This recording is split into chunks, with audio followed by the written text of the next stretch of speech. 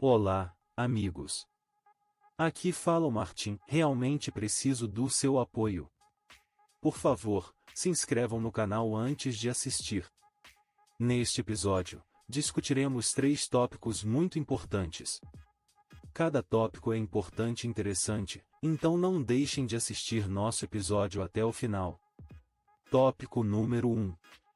Reuniões de alto risco do chefe da ONU com Erdogan, Zelensky e Lavrov. O que está em jogo? Tópico número 2. França fora, Turquia, Rússia, China dentro, um novo deslocamento de poder na África. Tópico número 3. Parlamento Europeu toma medidas contra a Turquia devido às suas conexões russas. Tópico número 1. O secretário-geral da ONU, Antônio Guterres, expressou sua intenção de retomar as discussões em torno da iniciativa de grãos do Mar Negro através de reuniões com o presidente turco Recep Tayyip Erdogan, o presidente ucraniano Volodymyr Zelensky e o ministro do Exterior russo Sergei Lavrov durante a próxima Assembleia Anual da ONU. Essa iniciativa tem como objetivo abordar as preocupações levantadas pela Rússia, que levaram à suspensão do acordo de grãos em julho. A Rússia citou a falta de implementação de disposições relacionadas às exportações de fertilizantes e a inclusão do Banco Agrícola Russo no sistema de pagamento internacional SWIFT como motivos para a suspensão. A iniciativa de grãos do Mar Negro, originalmente assinada em Istambul em julho de 2022, foi um esforço colaborativo entre Rússia, Ucrânia, Turquia e a ONU. Seu objetivo principal era estabelecer um caminho seguro para a exportação de mercadorias através do Mar Negro, especialmente de 3 portos ucranianos, no contexto do conflito regional em curso. Esse acordo desempenhou um papel fundamental na estabilização dos preços e na amenização da crise global de alimentos, facilitando o comércio de trigo, óleo de girassol, fertilizantes e outros produtos vindos da Ucrânia, um importante exportador de grãos.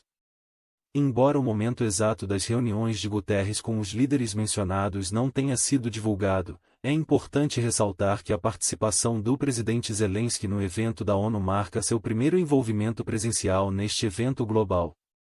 Dada a importância desse assunto para vários interessados, é pertinente buscar as perspectivas da audiência. Quais são suas opiniões sobre a possível retomada da iniciativa de grãos do Mar Negro? Você acredita que essas reuniões levarão a uma resolução e abrirão caminho para a retomada do comércio? Por favor, compartilhem suas opiniões nos comentários abaixo. A iniciativa de grãos do Mar Negro, estabelecida originalmente em julho de 2022, reuniu importantes atores regionais, Rússia, Ucrânia e Turquia, em colaboração com as Nações Unidas. Seu principal objetivo era facilitar o transporte seguro de mercadorias pela região do Mar Negro, especialmente a partir dos portos ucranianos, em meio ao conflito regional em curso.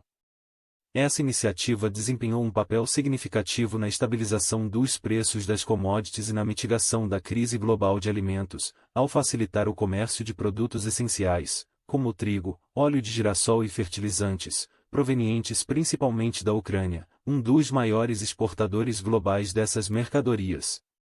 No entanto, em julho, a Federação Russa suspendeu sua participação na iniciativa de grãos do Mar Negro. Uma das principais questões citadas foi o não cumprimento percebido de certas disposições relacionadas às exportações de fertilizantes e à inclusão do Banco Agrícola Russo no sistema de pagamento internacional SWIFT. Essas questões levantaram preocupações sobre a eficácia da iniciativa e levaram o secretário-geral da ONU, Antônio Guterres, a tomar medidas. Diante dessa situação, Antônio Guterres expressou sua determinação em abordar as preocupações levantadas pela Rússia e retomar as discussões em torno da iniciativa de grãos do Mar Negro. Seu plano envolve reuniões com principais líderes, incluindo o presidente turco Recep Tayyip Erdogan, o presidente ucraniano Volodymyr Zelensky e o ministro do Exterior russo Sergei Lavrov, durante a Assembleia Anual da ONU. O momento exato dessas reuniões não foi divulgado, mas espera-se que sejam fundamentais para a resolução das questões e potencial retomada da iniciativa. A possível retomada da iniciativa de grãos do Mar Negro gerou considerável interesse e preocupação entre os diversos interessados. É necessário considerar as possíveis implicações dessa iniciativa para a região e para o mercado agrícola global. Um aspecto significativo a se ponderar é o impacto na estabilidade dos preços dos grãos. A Ucrânia, como um importante exportador global de grãos, especialmente trigo, desempenha um papel crucial na influência dos preços mundiais de alimentos. A iniciativa de grãos do Mar Negro, ao garantir o fluxo contínuo das exportações de grãos ucranianos, contribuiu para a estabilização dos preços internacionais de alimentos. A suspensão da iniciativa levantou preocupações sobre possíveis interrupções no mercado de grãos, o que poderia ter consequências mais amplas para a segurança alimentar global. O resultado das discussões entre Guterres e os líderes envolvidos pode influenciar significativamente a estabilidade dos preços dos grãos nos próximos meses. Outro aspecto dessa questão é a dimensão geopolítica. A região do Mar Negro tem sido há muito tempo um ponto de tensões e rivalidades geopolíticas. O conflito na Ucrânia acrescentou complexidade à situação, com diferentes países buscando seus interesses estratégicos na região. A iniciativa de grãos do Mar Negro, em sua forma inicial, visava criar um quadro colaborativo para a cooperação econômica em meio a essas tensões. A suspensão da iniciativa ressaltou os desafios de manter essa cooperação em um contexto geopoliticamente volátil. As reuniões entre Guterres e os líderes da Rússia, Ucrânia e Turquia podem fornecer insights sobre a extensão em que a cooperação econômica pode ser sustentada nesse ambiente desafiador. Além disso, a inclusão do Banco Agrícola Russo no sistema de pagamento internacional SWIFT tem sido uma questão controversa. O SWIFT é um sistema crítico de mensagens financeiras globais que facilita transações internacionais. A inclusão do Banco Agrícola Russo no SWIFT pode ter implicações mais amplas, não apenas para a iniciativa de grãos do Mar Negro, mas também para as sanções financeiras internacionais. Essa questão levanta questões sobre o equilíbrio entre a cooperação econômica e restrições financeiras nas relações internacionais. O resultado das discussões sobre esse assunto pode ter repercussões além do escopo da própria iniciativa. Em conclusão, a possibilidade de retomada da iniciativa de grãos do Mar Negro é uma questão de grande importância, com implicações de longo alcance. Ela aborda questões relacionadas à segurança alimentar global, estabilidade regional e equilíbrio entre cooperação econômica e tensões geopolíticas. Conforme as discussões avançam entre o secretário-geral da ONU, Antônio Guterres, e os principais líderes, é essencial considerar as diferentes dimensões dessa questão e as possíveis consequências. Quais são seus pensamentos sobre o assunto? Como você percebe as implicações da retomada da iniciativa de grãos do Mar Negro? Por favor, compartilhe suas perspectivas nos comentários abaixo. Tópico número 2. A França sai, a Turquia, Rússia, China entram em uma nova mudança de poder na África. Especialistas sugerem que países como Rússia, China, Índia e Turquia possam surgir como opções alternativas para as nações africanas diante dos recentes golpes em ex-colônias francesas. Isso indica um desejo de independência e rompimento dos laços coloniais, já que alguns africanos expressam sentimentos antifranceses devido a atitudes consideradas paternalistas por parte dos líderes franceses. Embora a Rússia tenha mostrado interesse na África, especialmente em seus recursos e potencial militar, o foco atual no conflito na Ucrânia limita sua capacidade de se tornar um jogador significativo na região.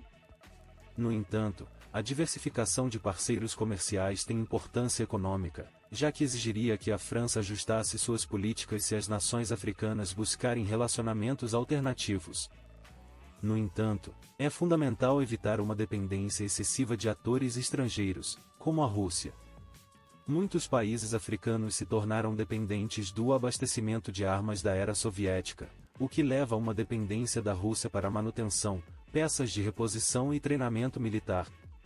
Isso mina a independência e autossuficiência a longo prazo dessas nações. Os africanos devem considerar cuidadosamente as consequências de uma dependência desse tipo. Surgiram alegações de que a França planeja reconquistar influência na África orquestrando mudanças nos governos. Embora tenha havido desacordos conhecidos entre a família Bongo, que está no poder no Gabão desde 1967, e a França, atualmente não há evidências de apoio externo para o recente golpe. O controle militar foi assumido devido a condições favoráveis, uma vez que o governo era considerado desconectado do povo, associado à corrupção e responsável pela desigualdade de renda. A falta de confiança pública no governo atual levou a protestos contra a terceira vitória eleitoral presidencial de Ali Bongo. A tomada militar foi recebida com imensa alegria no país, sinalizando uma ampla insatisfação com o governo anterior. É importante notar que a administração militar, conhecida como Comitê para a Transição e Restauração das Instituições, CTRI, invalidou os resultados eleitorais e fechou as fronteiras do país. O general Brice Oligui Nguema, chefe da Guarda Republicana de Elite, foi nomeado presidente do CTRI e presidente do governo de transição. A situação no Gabão reflete uma série de golpes e crescente sentimento anti-francês em ex-colônias francesas na África. Esse sentimento demonstra que a França não é mais a única opção para essas nações. Consequentemente, países como Rússia, China, Índia e Turquia podem ser considerados como potências estrangeiras alternativas. No entanto, é necessário cautela ao buscar novos parceiros e diversificar as relações comerciais. As implicações e sustentabilidade a longo prazo de tais escolhas devem ser cuidadosamente consideradas. Em conclusão, os recentes golpes em ex-colônias francesas indicam um desejo de independência e liberdade dos laços coloniais. O interesse da Rússia na África e o crescente sentimento anti-francês podem criar um vácuo de poder a ser preenchido por potências estrangeiras alternativas. No entanto, é crucial para as nações africanas diversificarem sem depender excessivamente de atores externos, manter sua independência a longo prazo e avaliar as consequências de tais mudanças. A audiência é convidada a compartilhar seus pensamentos sobre o assunto e fornecer suas opiniões na seção de comentários. Tópico número 3. Parlamento Europeu critica a Turquia por suas conexões com a Rússia. O Parlamento Europeu recentemente adotou o seu relatório anual, que oferece uma análise crítica sobre os laços estreitos entre a Turquia e a Rússia, levantando preocupações sobre o histórico de direitos humanos do país. O relatório se concentra nas interações da Turquia com a Rússia, especialmente em relação às ações russas na Ucrânia. Ele revela uma significativa queda no alinhamento da Turquia com a política externa e de defesa da União Europeia, chegando a apenas 7% em 2021. Embora reconheça o papel da Turquia em facilitar as negociações entre a Ucrânia e a Rússia, o relatório acusa Ankara de não restringir as operações de veículos de mídia russos durante a agressão russa contra a Ucrânia.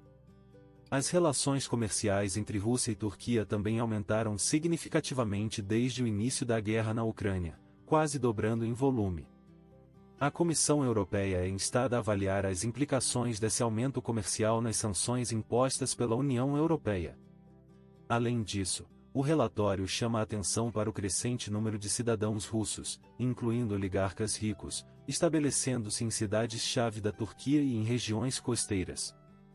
Esse fenômeno levanta questões sobre seu possível impacto nas relações Turquia-Rússia e na dinâmica geopolítica da região.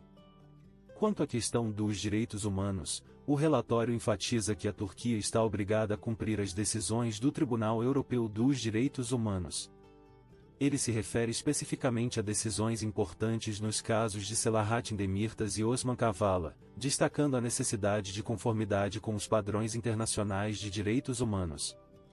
Em relação às aspirações da Turquia de aderir à União Europeia, o relatório afirma que a Turquia deve demonstrar um compromisso crível com relações mais próximas e alinhamento com a União Europeia. Ele defende o desenvolvimento de uma relação mais forte e estratégica entre a Turquia e a União Europeia. O relatório também aborda as ações geopolíticas da Turquia, pedindo a Ankara que se abstenha de quaisquer ações que violem a soberania e os direitos dos Estados-membros da União Europeia e que violem o direito internacional e da União Europeia. As tensões em andamento com a Grécia e a República de Chipre são particularmente referenciadas neste contexto. Em resposta ao relatório, o Ministério das Relações Exteriores da Turquia criticou-o como superficial e carente de visão, especialmente considerando os esforços em curso para revitalizar as relações entre Turquia e União Europeia. O Ministério argumenta que o relatório é baseado em alegações infundadas, preconceitos e desinformação perpetuados por círculos anti-Turquia. Ele sugere que a abordagem do Parlamento Europeu demonstra uma perspectiva superficial e de curto prazo, tanto em relação às relações Turquia-União Europeia quanto ao futuro da própria União Europeia. O Ministério também destaca preocupações sobre a posição do relatório em relação à situação no leste do Mediterrâneo e à questão de Chipre, argumentando que essas alegações estão afastadas dos fatos históricos e legais e não têm validade. Ao refletirmos sobre o relatório do Parlamento Europeu e as relações entre a Turquia e a Rússia, é essencial considerar as diferentes perspectivas e opiniões que cercam essas questões. O que você pensa sobre o alinhamento da Turquia com a Rússia e seu histórico de direitos humanos?